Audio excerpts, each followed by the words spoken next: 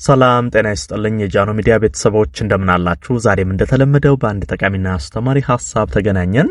በዛሬ ፕሮግራም የምነግራችሁ ማታ ስትተኙ ማር ተቀባብታችሁ ብትተኙ የምታገኙትን በጣም አስደናቂ የሆነ ጠቀሜታ ይሆናል። በተለይ ከቆዳ ጋር ተያይዞ ማር መቀባባት የሚሰጠው በጣም ትልቅ ጠቀሜታ አለ። እስቲ ማታ ስንተኛ ማር ብንቀባ ቆዳችን ላይ ምን አይነት ለውጥ እናያለን? ለየትኛው የቆዳ ችግር መፍትሄ ይሆናል? አጠቃቀሙ እንዴት ነው? በአጠቃላይ ማር ከመቀባት ጋር ተያይዞ ያለውን ነገር የምነግራችሁ ይሆናል ማለት ነው። አብራችሁኝ ቆዩ። ለቻናሌ አዲስ ከሆናችሁ ሰብስክራይብ እያደረጋችሁ ቤተሰብ ሆኖ ይሄን መረጃም ላይክ ሼር አድርጋችሁ ሌሎችም ጋር እንደዚሁ ደርሶ እንዲማሩበት እንዲጠቀሙበት እንድታደርጉ በክብር እየጠየቅኩ በቀጥታ ወደ ሐሳባችን እንግባ። ማታ ላይ ስትተኙ ማር ተቀባብታችሁ ብትተኙ አንደኛ ቆዳችሁ የሚያገኘው ትልቁ ጠቀሜታ ምንድነው? በአጠቃላይ ለቆዳ ጤንነት ጥሩ ሆኖ ሳለ በተለይ በቆዳ ላይ ያሉ ባክቴሪያዎችን ለመቀነስ ይሄ በተለይ ትልቁ ጥቅሙ ቡግርን ለመቀነስ ነው። አሁን ማር በባህሪው የጸረ ባክቴሪያ ባህሪ ያለው ይሄ በተለይ የቆዳ ባክቴሪያዎችን ለማስወገድ እጅግ በጣም ይረዳል። ብዙ ጊዜ ፊታችን ላይ ቆዳችን ላይ ቡግር የሚወጣበት ትልቁ ምክንያት እዛ ቦታ ላይ የባክቴሪያ ክምችት ስለሚኖር ነው። እንግዲህ በቆዳችን ቀዳዳ አማካኝነት መወገድ የነበረባቸው ቆሻሻዎች በተለያዩ ምክንያቶች ሳይወገዱ ሲቀሩና እዛ ቆዳችን ላይ ሲለጠፉ ይሃ በቀላሉ ቆዳችን ላይ ባክቴሪያዎች እንዲራቡ ያደርጋል። ያኔ ፊታችን ላይ በተለይ ቡግር በከፍተኛ ሁኔታ እንዲያስቸግረን ያደርጋል። እንደዚህ አይነት ችግሮችን ማር በመቀባባት ማስወገድ ትችላላችሁ። ፊታችሁን አሁን ማር ስትቀቡ እነዛ ቡግር እንዲፈጠርባችሁ ያደረጉትን ባክቴሪያዎች ማር የጸረ ባክቴሪያ ባህሪ ስላለው ያስወግድላችኋል፣ ይቀንስላችኋል። ይሄ ፊታችሁ ላይ የወጡት ቡግሮች እንዲቀንሱ እጅግ በጣም ትልቅ እገዛን ያደርጋል። ስለዚህ ይሄ ከቆዳ ባክቴሪያ ጋር በተያያዘ አንደኛው ማር መቀባት የሚሰጠን ጥቅም ነው። ሌላኛው ማር መቀባባት ሁለተኛው ትልቅ ጠቀሜታ የደረቀ ቆዳን ለማለስለስ።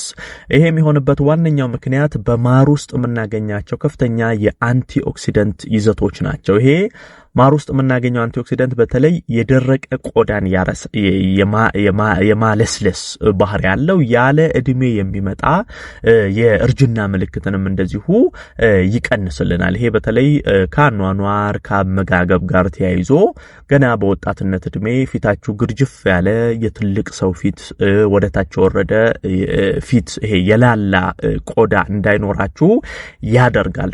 የቆዳችሁን ወዝ ይመልሳል። ይሄ ድርቅ ያለ ቆዳ ከነበረ ማር እየተቀባችሁ በምትሄዱበት ጊዜ ቆዳችሁ እየለሰለሰ ጠንካራ የሆነ ወደ ወጣትነት ገጽታችሁ እንዲመለስ እንዲሁም ደግሞ የወጣትነት መልካችሁን ይዛችሁ ለማቆየት ይረዳል። በነገራችን ላይ ማር የልጅነት ገጽታን ያላብሳል። አሁን እድሜ እየጨመረ ሲሄድ ፊታችሁ የልጅ ሆኖ እንዲቆይ ለረጅም ጊዜ ያደርጋል። እድሜያችሁ ራሱ ቢሄድ ፊታችሁ የትልቅ ሰው እንዳይሆን ይሄ ውጥር ያለ ለስላሳ ያልተሸበሸበ ቆዳ እንዲኖራችሁ ያደርጋልና እነዚህን ሁሉ ጠቀሜታዎች ማር በመቀባት ማግኘት ትችላላችሁ።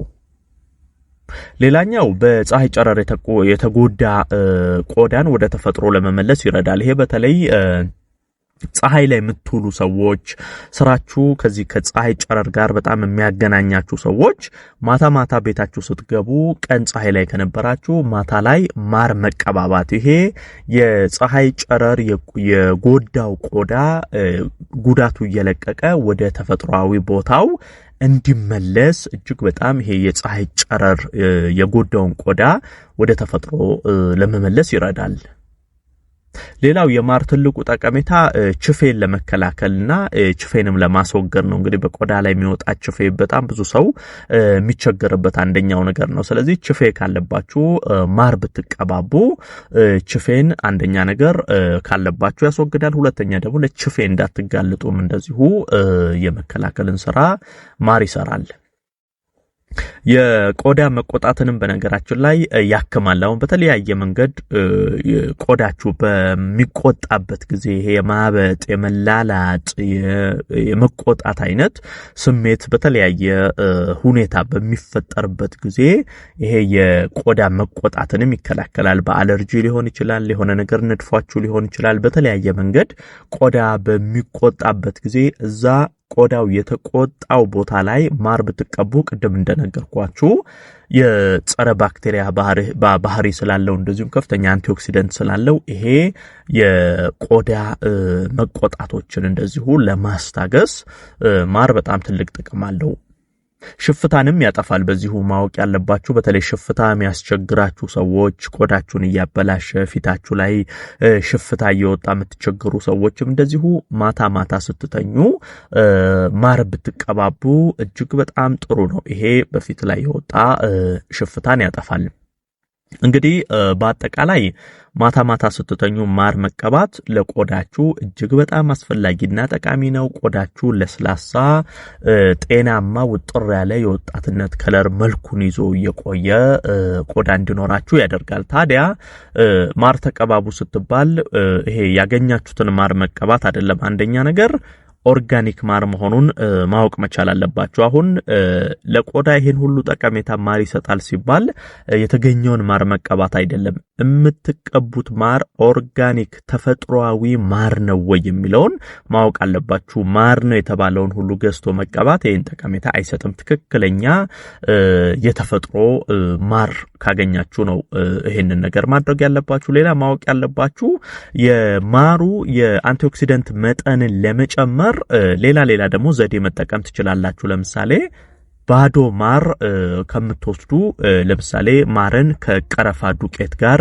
ለውሶ መቀባት፣ ማርን ከእርድ ጋር ለውሶ መቀባት። ይሄ አሁን ከእርድ ጋር ስደባልቁ ከቀረፋ ዱቄት ጋር ስደባልቁት ይብለጥ ማሩ ስር ያለው የአንቲኦክሲደንት ባህሪ ይጨምራል። ይሄ የሚሰጣችሁ ጥቅም በከፍተኛ ሁኔታ ያድጋል ማለት ነው። ስለዚህ ባዶውንም ጥቅም ይሰጣችኋል። ይብለጥ ደግሞ ከእርድ ጋር ከቀረፋ ጋር ከተለያዩ ነገሮች ጋር እንደዚህ እየደባለቃችሁ ብትጠቀሙ ጥቅሙን ከፍ ለማድረግ እንደዚህ አይነት ዘዴዎች መጠቀም ትችላላችሁ።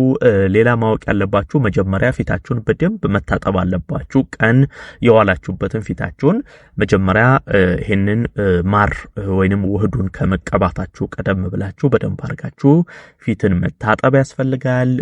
ጸጉራችሁ ወንዶች የምትቀቡ ከሆነ ጺማችሁ እንደዚሁም ቅንድብ እንዳይያያዝ ባታስነኩት ጥሩ ነው። ጸጉር፣ ጺም እንደዚህ አይነት ቦታዎች ላይ የመጠባበቅ ባህሪ ስላለው እንደዚህ ባታደርጉ መልካም ነው። ከዛ ውጪ ማታ ላይ ማርን ብትቀባቡ እነዚህን ታምራዊ የማር ጠቀሜታዎች ማግኘት ትችላላችሁ ማለት ነው። ይህን መረጃ ላይክ ሼር አድርጋችሁ ለሌሎችም አጋሩ። ለቤት አዲስ ሆናችሁም ቻናሌን ሰብስክራይብ እያደረጋችሁ ቤተሰብ ሁኑ። የዛሬን በዚሁ አበቃው። በቀጣይ ቀን በሌላ ጠቃሚና አስተማሪ ሐሳብ ዳግም የምንገናኝ ይሆናል። እስከዛው በያላችሁበት መልካም ጊዜ